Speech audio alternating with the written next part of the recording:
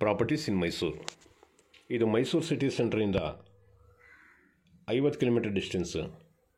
ಇದೊಂದು 100 ಎಕರ್ಸ್ದು 100 ಎಕರೆದು ದೊಡ್ಡದು ಲೇಕ್. ಇದು ಲಿಫ್ಟ್ ಇರಿಗೇಷನ್ ಲೇಕ್. ಇದು ಈ ನಂಜನಗೂಡು ಹೊಳೆಯಿಂದ ಇಲ್ಲಿಗೆ ನೀರು ಲಿಫ್ಟ್ ಮಾಡೋದು. ಇಲ್ಲಿಗೆ ಲಿಫ್ಟ್ ಮಾಡ್ತಾರೆ, ಮತ್ತು ನೆಕ್ಸ್ಟ್ ಇನ್ನೊಂದು ಕೆರೆ ತುಂಬ್ತದೆ, ನೆಕ್ಸ್ಟ್ ಇನ್ನೊಂದು ಕೆರೆ, ಆ ಥರ 1 ಬೈ 1 ಕೆರೆಗಳು ತುಂಬಿಸ್ತಾ ಇದ್ದಾರೆ ಕಬಿನಿ ರಿವರಿಂದ. ಇದ್ರಿಗೆ ಜಸ್ಟ್ ನಿಯರಲ್ಲಿ ಒಂದು 8 ಎಕರೆ ಜಮೀನಿದೆ. ಬೌಂಡ್ರಿ ಫೆನ್ಸಿಂಗ್ ಮಾಡಿದ್ದಾರೆ, ಒಂದು ಬೋರ್ವೆಲ್ ಹಾಕಿದ್ದಾರೆ, ಗೇಟ್ ಹಾಕಿದ್ದಾರೆ 2.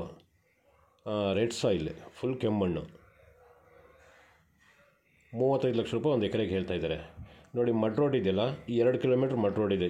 ಇದಲ್ಲ, ಇನ್ನೂ ಅಗಲ ಇರೋದು ರೋಡ್ ಇದೆ ಅಲ್ಲಿ. ಆ ರೋಡಿಂದ ಬರಬೇಕು. ಈ ಥರ ಬೌಂಡ್ರಿ ಫೆನ್ಸಿಂಗ್ ಮಾಡಿದ್ದಾರೆ, ಮತ್ತು ಮೆಶ್ ಫೆನ್ಸಿಂಗ್ ಮಾಡಿದ್ದಾರೆ. ಫೆನ್ಸಿಂಗ್ ಕಾಣ್ತಾ ಇದೆ ನೋಡಿ ಇಲ್ಲಿ. ಈ ಥರ ಗೇಟ್ ಹಾಕಿದ್ದಾರೆ, 2 ಗೇಟ್ ಹಾಕಿದ್ದಾರೆ. 35 ಲಕ್ಷ ರೂಪಾಯಿ ಒಂದು ಎಕರೆಗೆ ಹೇಳ್ತಾ ಇದ್ದಾರೆ. ಕ್ಲಿಯರ್ ಟೈಟ್ಲ್ ಇದೆ ನೋಡಿ. ಸಾಯಿಲ್ ಕಾಣ್ತಾ ಇದೆ ನೋಡಿ, ರೆಡ್. ಒಳಗಡೆ ಹೋಗೋಕ್ಕಾಗಿಲ್ಲ, ನಮಗೆ ಬೀಗ ಇರಲಿಲ್ಲ.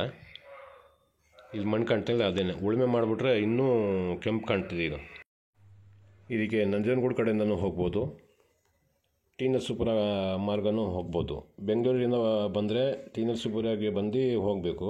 ಮೈಸೂರು ಬೇರೆ ಕಡೆಯಿಂದ ಬಂದರೆ ನಂಜನಗೂಡು ಕಡೆಯಿಂದ ಹೋಗಬೇಕಾಯ್ತದೆ. ನೋಡಿ, ರೆಡ್ ಸಾಯಿಲ್, ಸ್ವಲ್ಪ ಮಣ್ಣು ಕಾಣ್ತಾ ಇದೆ ನೋಡಿ. ನೋಡಿ, ಲೇಕ್ ನಾನು ಮೊದಲು ತೋರಿಸ್ದಲ್ಲ, ಆ ಲೇಕ್ ಹಿಂದ್ಗಡೆಯಿಂದ ಕಾಣ್ತಾ ಇದೆ ನೋಡಿ. ಇದೇ ಲೇಕ್ ನಾನು ಮೊದಲು ತೋರಿಸ್ದಲ್ಲ, ಆ ಲೇಕ್ ಇದು.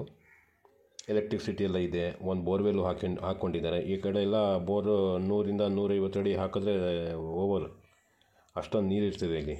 ಯಾಕಂದರೆ ಇದು ರಿವರಿಂದ ನೀರು ಲಿಫ್ಟ್ ಮಾಡಿ ಫಿಲಪ್ ಮಾಡ್ತಾನೆ ಇರ್ತಾರೆ. ಇಲ್ಲಿಗೆ ವರ್ಷಕ್ಕೆ 2-3 ಸತಿ ಮಾಡ್ತಾರೆ. ನೋಡಿ, ಬೌಂಡ್ರಿ ಫೆನ್ಸಿಂಗ್ ಈ ಥರ ಮಾಡಿದ್ದಾರೆ. ಫೆನ್ಸಿಂಗ್ ಲಾಸ್ಟ್ ತನಕ ಕಾಣ್ತಾ ಇದೆ ನೋಡಿ. ಲೇಕಲ್ಲಿ ನೀರಿದೆಯಲ್ಲ, ಅದಕ್ಕೂ ಮತ್ತು ಈ ಜಮೀನಿಗೆ ಸುಮಾರು ಒಂದು 300 ಅಡಿ 400 ಅಡಿ ಅಷ್ಟು ದೂರದಲ್ಲಿದೆ ಈ ಜಮೀನು. ನೋಡಿ, ಬೌಂಡ್ರಿ ಫೆನ್ಸ್ ಕಾಣ್ತಾ ಇದೆ ನೋಡಿ. ಈ ಥರ ಇನ್ನೂ ಸುಮಾರು ಜಮೀನುಗಳಿದೆ ನನ್ನ ಹತ್ರ. ಮೇನ್ ರೋಡ್ಗೂ ಇದೆ, ಒಳಗಡೆಗೂ ಇದೆ, ಈ ಥರ ನೀರು ಅಡ್ಜಸ್ಟ್ಮೆಂಟ್ಗೂ ಇದೆ, ಹೈವೇಗೆ ಇದೆ. ಈ ಥರ ಸುಮಾರು ಜಾಗಗಳಿದೆ ನನ್ನ ಹತ್ರ ಇನ್ನೂ.